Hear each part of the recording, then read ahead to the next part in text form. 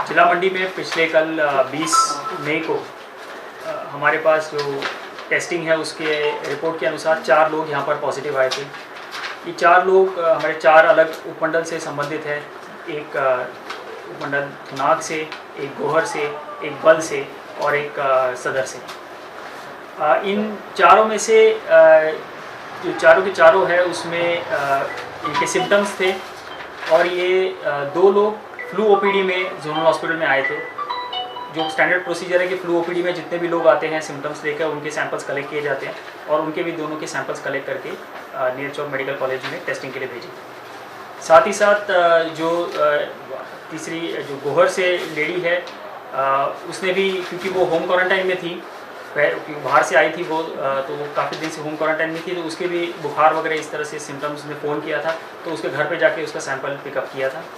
और जो चौथी लेडी जो बल से है, ये पहले ही नियर चौक मेडिकल कॉलेज में एडमिटेड थी बिकॉज ऑफ इलनेस, तो उनका भी वहाँ पर जैसे एडमिट थे तो वहाँ पर भी उनका सैंपल उठाया गया। तो ये 4 सैंपल्स हमारे पिछले कल पॉजिटिव आए हैं। इस सैंपल के बाद जो हमारा स्टैंडर्ड प्रोसीजर है वो हमने कर लिया है, जिसमें कि जिस एरिया से ये बिलोंग करते हैं उन पंचायत के एरियाज़ को कंटेनमेंट जोन घोषित किया है, उसके सराउंडिंग एरियाज़ को बफर जोन हमने घोषित किया है और इसको जितना एफिशिएंट रख सकते हैं उतना एफिशिएंट रखा है। बहुत ज़्यादा एरिया उसमें नहीं लिया है, जितने गवर्नमेंट के नॉर्म्स है और जो डिफाइंड बाउंड्रीज है उसके अनुसार इनको एरियाज़ को आइडेंटिफाई किया है। सभी की प्राइमरी कॉन्टैक्ट लिस्टिंग हमने की है, जिसमें ऑन एन एवरेज हर व्यक्ति के 10 एक कॉन्टैक्ट्स हैं, जिसमें कि फैमिली मेम्बर्स हैं और बाकी लोग हैं। तो उन सब के आज कल में हम सैंपल्स पिकअप कर लेंगे।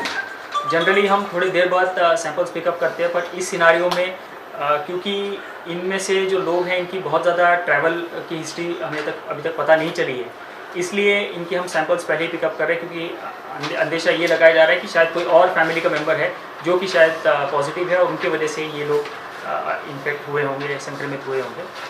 तो इस कड़ी में इस तरह से हमने अभी एक्टिविटी की। जहाँ ये 4 लोगों की बात है उसमें जैसे मैंने कहा कि जो गोहर की एक लेडी आई थी, वो जो हमें प्राथमिक सूचना मिली है वो ऊना से आई थी।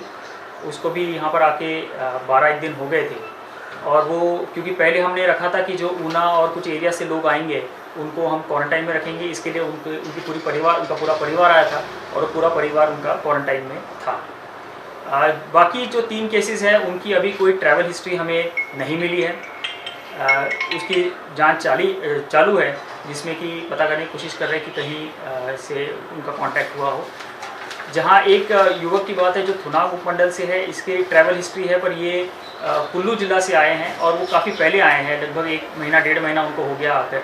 और जब वो आए थे तब से वो अपने आप को उन्होंने 14 दिन का क्वारंटाइन में अपने आप को रखा था और उसके बाद क्वारंटाइन पीरियड होने के बाद तो काफ़ी टाइम हो गया, तो मुझे लगता नहीं कि उसमें वो कुल्लू के ट्रैवल से कोई उसका ज़्यादा रिलेशन है। बाकी जानकारी हम ले रहे हैं कि इनका कांटेक्ट कहाँ किससे हुआ है, क्या हुआ है।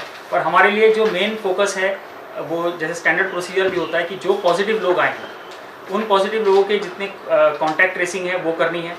जो प्राइमरी कॉन्टैक्ट से वो हमने ट्रेस किए, हमारी टीम सब डिटेल कॉन्टैक्ट ट्रेसिंग में जाएगी और बाकी भी अगर कॉन्टैक्ट्स होंगे तो उसकी भी हम लाइन लिस्टिंग करके उनके सैंपल्स आने वाले दिनों में पिकअप करेंगे। साथ ही साथ जो पूरा कंटेनमेंट जोन होगा वहाँ पर हमारा एक्टिव सर्वेलेंस होगा, जिसके लिए हमारी सर्वेलेंस टीम्स हर पंचायत में, हर वार्ड लेवल पे, हर गांव के स्तर पे टीम्स पहले ही घोषित हैं।